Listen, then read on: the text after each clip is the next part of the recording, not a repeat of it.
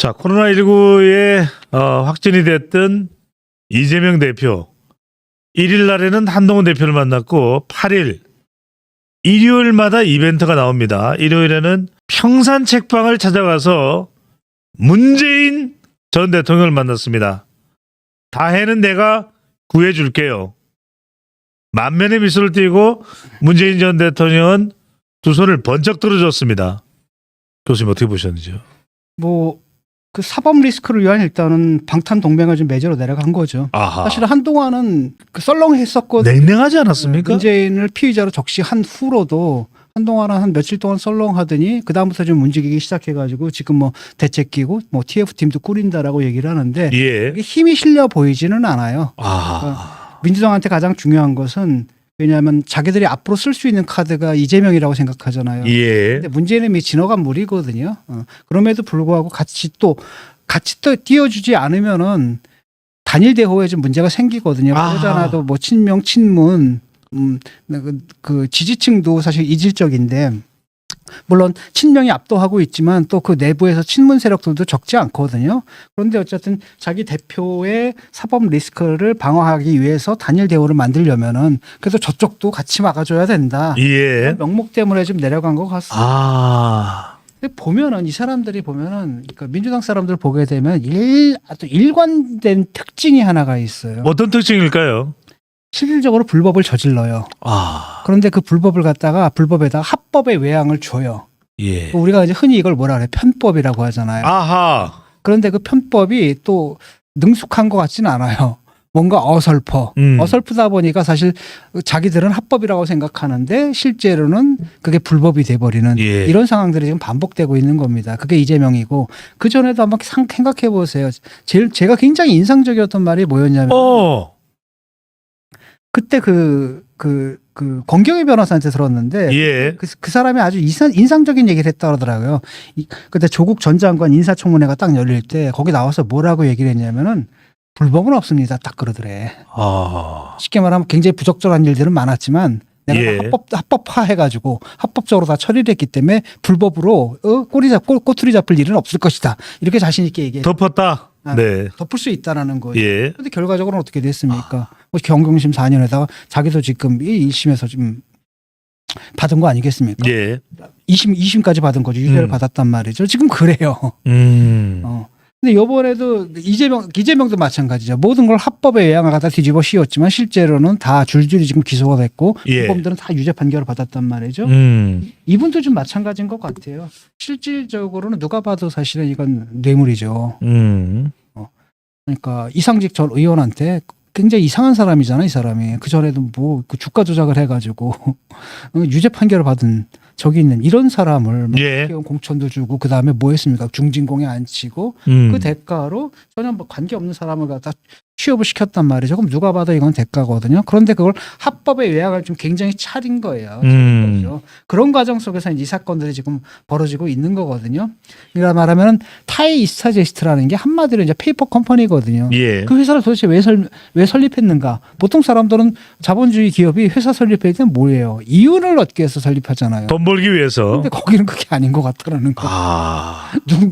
누군가를 취직시켜주기 위해서 예. 회사의 외양을 갖다 띄고 거기다가 그러니까 겉모양은 이제 회사의 외양을 띄는 거고 바로 그것 때문에 뭐예요? 이스타항공 노조에서 원래 고소한 거. 실제로 이 회사가 생긴 것도 타이스타젯이 2017년에 생깁니다. 그런 거죠. 예. 그런 걸 딱 보게 되면은 굉장히 빌드업을 잘했거든요. 아하. 먹히려고 이렇게 하고 저렇게 하고 이렇게 해가지고 뭐 합법적으로 회사도 만들고 등등등등등등등 했는데 이번에 딱 피의자로 딱 적시가 돼버렸단 말이죠. 근데 사실 검찰에서 누군가를 갖다 그것도 전직 대통령을 피의자로 적시하기는 굉장히 부담스러운 거거든요. 그런데 피의자로 적시했다라는 것은 지금 우리가 신문지상으로 흘러나오는 것 이상의 근거들을 나름대로 확보하고 있기 때문에 예. 자신이 있기 때문에 그렇게 적시를 하고 압수수색 영장도 신청하고 그랬던 게 아닌가 싶어요. 예. 어쨌든 지금 이재명 그러다 보니까 이제 이재명하고 이제 문재인이 만나했는데 9월 8일을 만났나요? 사실은 벌써 만나서 별로 할 것도 없을 겁니다. 왜냐하면은 이 사람들은 정치 게임을 하는 거거든요. 예.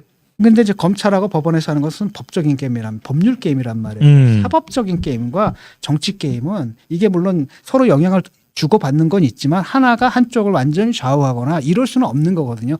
별개의 논리로 흘러가는 거예요. 아무리 그들이 생각해봐요. 조국 사태 때 그 난리를 쳤잖아요. 30만 명이 몰려가지고 난리를 쳤잖아요.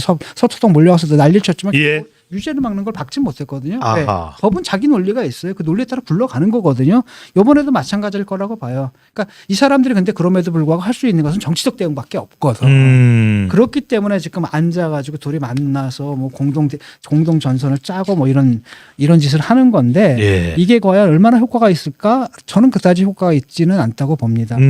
일단은 이제 이번에 만나서 이재명이 뭐라고 했냐면은 정치적 법리적으로 이해가 갖지 않는 정치 탄압이다. 그러니까 정치적으로도 문제가 있고 법리적으로 문제가 있는 뭐 이해가 가지 않는 정치 탄압이다라고 규정을 했단 말이죠. 네. 이 문제는 사법적 대응을 하겠다 아니라 정치적 대응을 하겠다라는 거예요. 문재인 대통령은 뭐라고 얘기를 했냐면은 뭐 이건 정치적 보복 수사다. 예. 정치 보복성 수사다. 그리고 나는 여기에 당당히 임하겠다. 라고 하는데 이 당당히 임한다라고 하면 사법적 대응을 당당하게 해야 할 일이지. 그게 아니라 정치적 대응을 하겠다라는 얘기죠. 심지어는 윤석열 대통령을 가리킨 걸로 봅니다.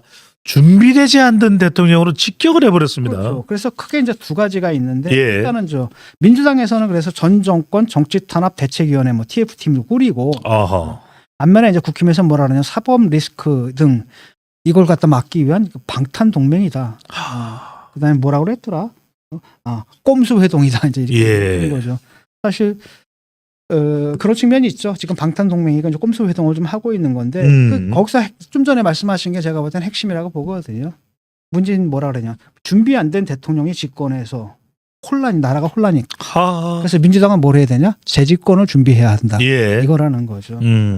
그러니까 결국은 뭐냐? 지금 사법적으로는 가망이 없단 말이죠. 사법적으로 가망이 없을 경우에는 유일한 희망은 뭡니까? 정권 재창출이죠. 그러니까 법적으로 불가능하니까 법적으로 대응 불가능하기 때문에 정치 권력을 다시 탈환하는 것을 통해 가지고 문제를 해결하겠다는 의사를 아주 돌려서 이렇게 노골적으로 네. 준비 안 된 대통령 집권에서 혼란이다. 그럼 지금 뭐 하라는 얘기예요 지금? 예. 민주 재집권 준비해야 된다. 허허. 그다음에 그 사이에는 아마 이제 탄핵 이런 게 이제 들어가겠죠.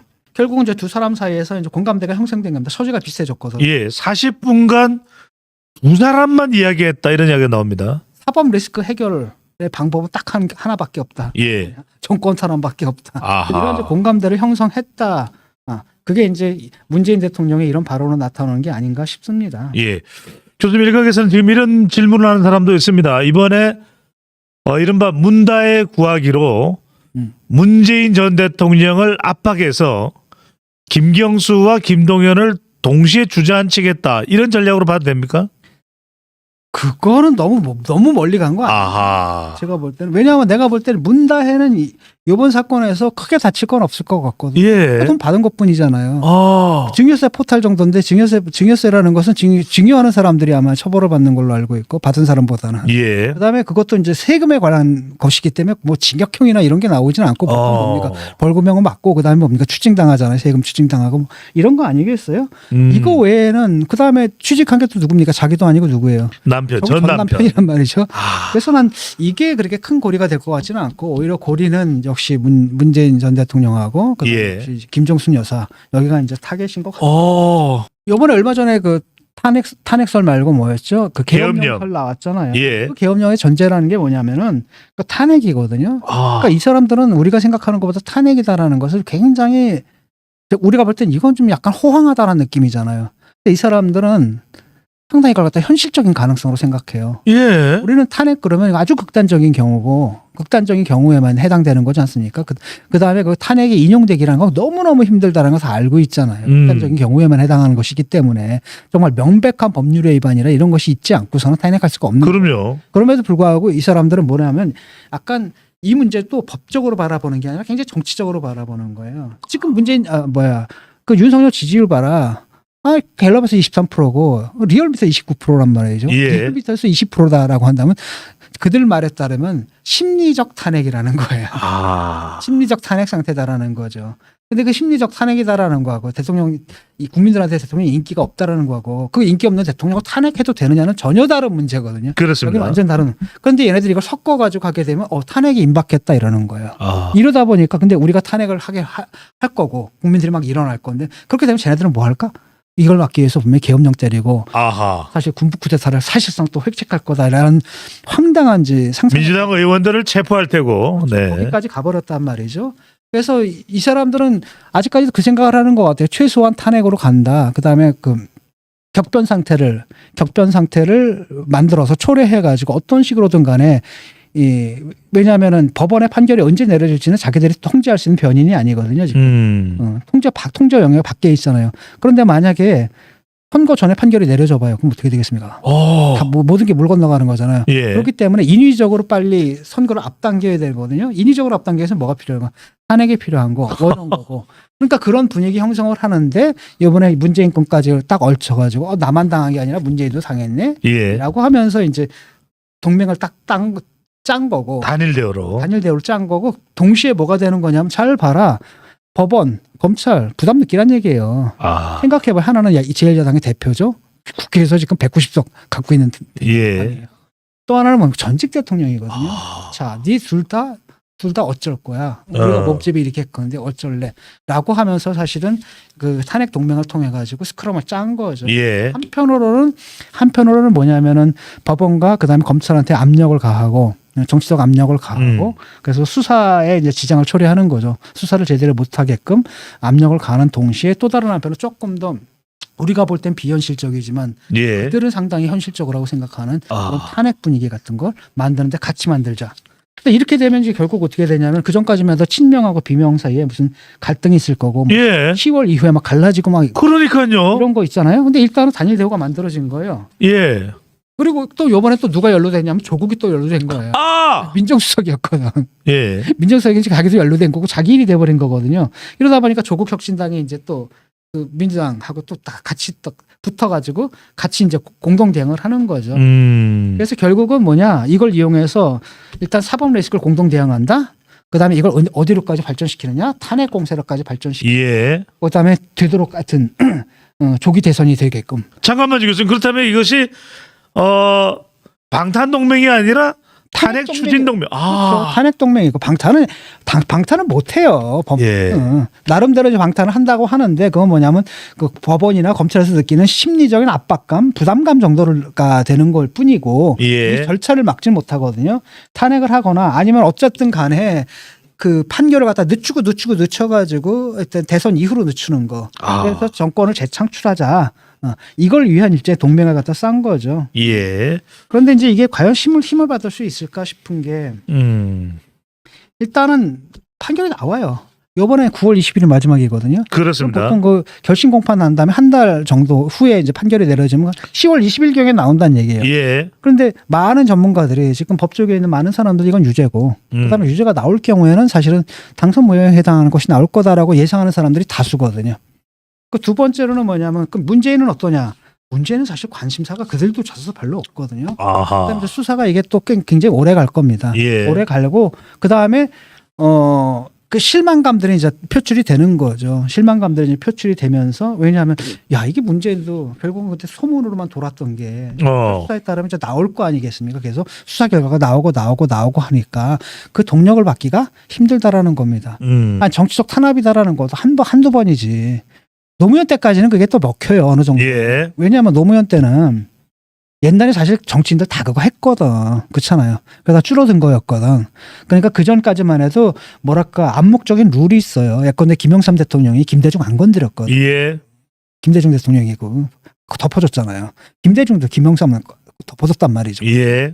그런 게 있었단 말이죠. 근데 그게 깨진 게 사실 노무현 때 깨진 거거든요. 그러니까 노무현 때도 그 논두렁 시계 그게 문제가 아니거든요. 시계를 받은 건 사실이고 시계만의 문제가 아니라 사실은 박연차로부터 박연차부터 굉장히 큰 돈들을 많이 받았단 말이에요. 그때도 딸이었나요? 정연 씨였나요? 네. 그때도 그렇게 됐던 거고 그게 뭐 띠지 둘린 돈이 사진까지 찍혔어 그런 상황이었거든요. 근데 이걸 갖다 쟤네들 논두렁 이걸 확 덮어버리려는데 실제는 있었던 사건이에요. 예. 다만 문제는 뭐냐면 그때까지만 해도 그 암묵적인 불문율이 있었는데 그게 이제 깨졌다 이런 건 있었거든요. 근데 예. 어쨌든 그 사건 이후로 우리가 그냥 투명해져가지고 국민들의 기준이 달라진 거예요. 부패를 바라보면 기준이 달라진 거거든요. 이런 기준에서 바라볼 때 이건 말도 안 되는 것들이죠. 예. 근데 이걸 갖다가 또 하고 조국 때 한 번 써먹었죠. 음. 그다음에 요번에 또 이재명 때 또 한 번 써먹고 그 전에 또 뭡니까 한명숙 때 또 써먹고 나올 때마다 써먹고 한단 말이죠. 근데 요번에 또 문재인까지 또 써먹어. 그런데 지금까지는 먹힐지 몰라요. 왜냐하면 검찰에서 흘러나오는 얘기들이 아직은 추상적이고 내가 지난 시간에 얘기했듯이 지금까지 흘러나온 거 가지고는 사실은 기소가 될지 안 될지도 잘 모르고 그다음에 법정에 가면 굉장히 큰 논란이 있을 정도. 예. 근데 어쨌든 검찰이 피의자라고 적시했을 경우에는 뭔가를 다른 걸 갖고 있기 때문에 작성했다는 거고 그게 이제 슬슬 흘러나올 거라는 거예요. 예. 그렇다면 또 분위기가 또 달라질 것이거든요. 그래서 나는 이들이 이제 이걸 짠다 한들 이게 이제 얼마나 통할까라고 했을 때 저는 회의적이에요. 그냥 지금은 그냥 단말말적으로 하는 거고 진짜 리스크는 뭐냐면 윤석열이에요. 대통령이 잘하면 돼.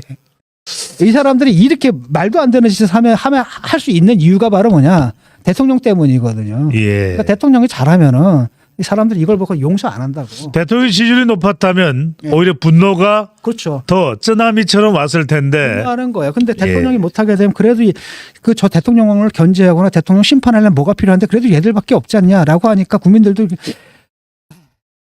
이렇게 되는 거라는 거예요. 아. 그러니까 이 문제거든요, 사실은. 그래서 난 본질은 오히려 예. 대통령실 알겠습니다.